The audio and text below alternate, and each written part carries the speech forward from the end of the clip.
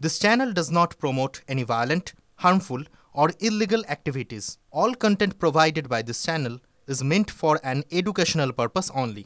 মানসিক চাপ দিয়ে জোর করে দেহ দাহ করিয়েছিল টালা থানার পুলিশই। ফের একবার পুলিশ প্রশাসনের বিরুদ্ধে বিস্ফোরক তিলোত্তমার পরিবার। কাল সুপ্রিম কোর্টের শুনানির আগে আজ ফের পুলিশের বিরুদ্ধে ক্ষোভ ওগরালেন তিলোত্তমার মা বাবা। পরেও চলে গেছিলাম টালা থানায় বডি ফ্রিজ আপ করার জন্য, তখনও পুলিশ আমাদের হেল্প করেনি। মাসকট স্পিন কন্ট্রোল ল্যাবের পরীক্ষায় এটি প্রমাণিত। কেয়াসেট আলোপেক্স পেন্টা অ্যাক্টিভ নতুন চুল গজাতে সাহায্য করে, চুল পড়া বন্ধ করে। Keya Seth Alopex penta active 10 hair fall প্রবলেমের একমাত্র সলিউশন। তখন আমাদের প্রেসার দিয়েছে, প্রেসার দিয়ে যেতে বডি যাতে আমরা তাড়াতাড়ি, মানে তখন তো বাড়িতে এসেই গেছে। আমরা টালা থানায় আমরা পুলিশকে বারবার বলেছি আমাদের মেয়ের বডি ফ্রিজ আপ করতে চাই, আমরা পোড়াতে চাই না, আজকে দাহ করতে চাই না। শোনেনি আমাদের কথা। হ্যাঁ, একদম মেন্টাল বিষয় সৃষ্টি করে। আমরা প্রথম থেকেই বলেছি ক্রাইম সিন পাল্টানোই হয়েছে, ওখানে ঘটেইনি কিছু, দেখলেই বোঝা যাচ্ছে পুরো সাজিয়ে গুজিয়ে। কার ভূমিকা ছিল জানি না, পুরো সিস্টেমের ভূমিকা ছিল, পুরো প্রশাসন, তারপর স্বাস্থ্য দপ্তর, কলেজ কর্তৃপক্ষ, সবার ভূমিকা ছিল ওখানে। পুলিশ বেশি অ্যাক্টিভ ছিল।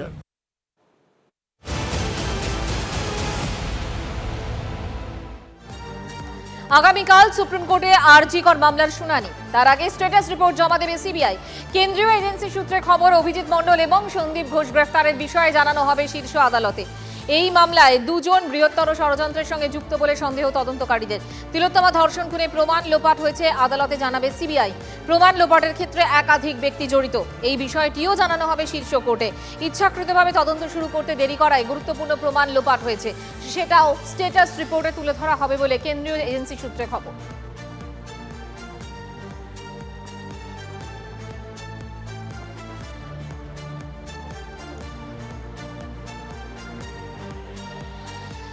কাল সুপ্রিম কোর্টে আরজিকর মামলার শুনানির আগে আজ ফের বিস্ফোরক তিলোত্তমার বাবা মা। পুলিশকে রক্ষকী ভক্ষক বলে ওড়ালেন ক্ষোভ আর ওগরালেন তাদের ক্ষোভ। সুপ্রিম কোর্টে ন্যায় বিচার পাওয়ার আশায় তিলোত্তমার অভিভাবকরা। সুপ্রিম কোর্টের উপর আমাদের 100% ভরসা আছে এবং সিবিআইয়ের উপরও ভরসা আছে। আশা করছি আমরা একটা ন্যায় বিচার পাবো। রক্ষকী ভক্ষক যেখানে আমরা প্রথমে বিপদে পড়লে পুলিশের কাছেই গেছিলাম, কিন্তু কোনো সমাধান পাইনি। এই জন্যই আমরা বাধ্য হয়ে হাইকোর্টে মামলা করে সিবিআইকে। টালা থানার প্রাক্তন ওসির বাড়িতে অ্যাডিশনাল সিপি। তিলোত্তমা ধর্ষণ খুনে প্রমাণ লোপাট সহ একাধিক অভিযোগে সিবিআই হেফাজতে প্রাক্তন ওসি অভিজিৎ মণ্ডল। ধৃত ওসির বাড়িতে ডিসি এসএসডি বিদিশা কলিতা।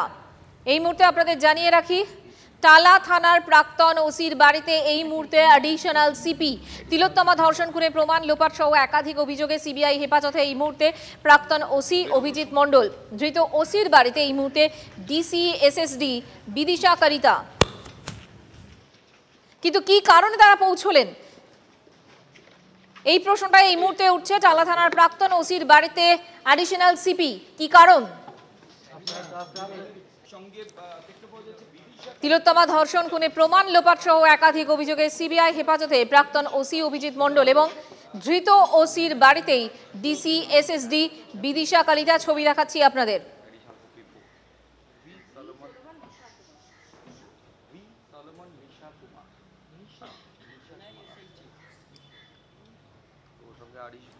ছবি দেখাচ্ছি আপনাদের এই মুহূর্তের খবর।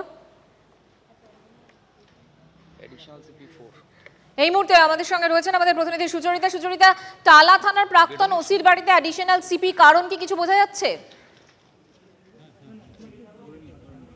দেখো, এখানে আমাদের কাছে যতটুকুনি খবর আছে ততটুকুনি থেকে আমরা যতটুকু বুঝতে পারছি, এখানে যারা এসছেন একদম ডিসি পদমর্যাদার যারা অফিসাররা তারা রয়েছেন এবং কোথাও গিয়ে একটা সলিডারিটি দেখানোর জন্যই এসেছেন। কারণ গতবার প্রায় 7 থেকে 8 বার যখন জেরা করা হয়, তারপর টালা থানার যিনি ওসি তাকে গ্রেপ্তার করা হয়। কিন্তু তারপর থেকেই প্রশ্ন ওঠে পুলিশ মহলের কিছু অংশে যে ওখানে তার মানে ওনার থেকেও অনেক সিনিয়র পজিশনে যারা রয়েছেন তারা প্রত্যেকেই ওখানে উপস্থিত ছিলেন, কিন্তু তার তারপরও শুধুমাত্র যে গাফিলতির কথা উঠছে সেটা বারবার শুধু ওসির ক্ষেত্রে হচ্ছে, কারণ সেখান থেকেই কিন্তু আমরা দেখছি যে ডিসি পদমর্যাদার যারা রয়েছেন তারা কিন্তু এই মুহূর্তে রয়েছেন এই বাড়িতে, এবং এইটাই হচ্ছে দেবযানী এনক্লেভ। এখানেই ফার্স্ট ফ্লোরে উনি থাকে, ওনার পরিবার থাকে, এবং তাদের কাছেই এসছেন, এসে কথা বলছেন, এবং কথা বলে বেরিয়ে আসার পর আমরা হয়তো কিছুটা আভাস পাবো যে মূলত কি বিষয় নিয়ে তারা এখানে আলোচনা করছেন তার পরিবারের সঙ্গে। তার মানে অভিজিৎ মণ্ডলের পাশে কলকাতা পুলিশ রয়েছে, এই কথাটা কি বলা যায়? হ্যাঁ, একদম বলা যেতেই পারে, কারণ আমরা গতকাল থেকেই দেখতে পাচ্ছিলাম যে কলকাতা পুলিশের বিভিন্ন যে মহল রয়েছে সেখান থেকে অনেকেই প্রশ্ন করেছেন যে কেন অভিজিৎ মণ্ডলকেই শুধু গ্রেপ্তার করা হলো, কারণ তার থেকেও যারা সিনিয়র রয়েছেন তারা কিন্তু প্রত্যেকেই সেখানে উপস্থিত ছিলেন এবং তাদের সামনেই ঘটনাক্রম ঘটেছে, এবং তারপরেও আমরা দেখতে পারি যে ধন্যবাদ তোমাকে।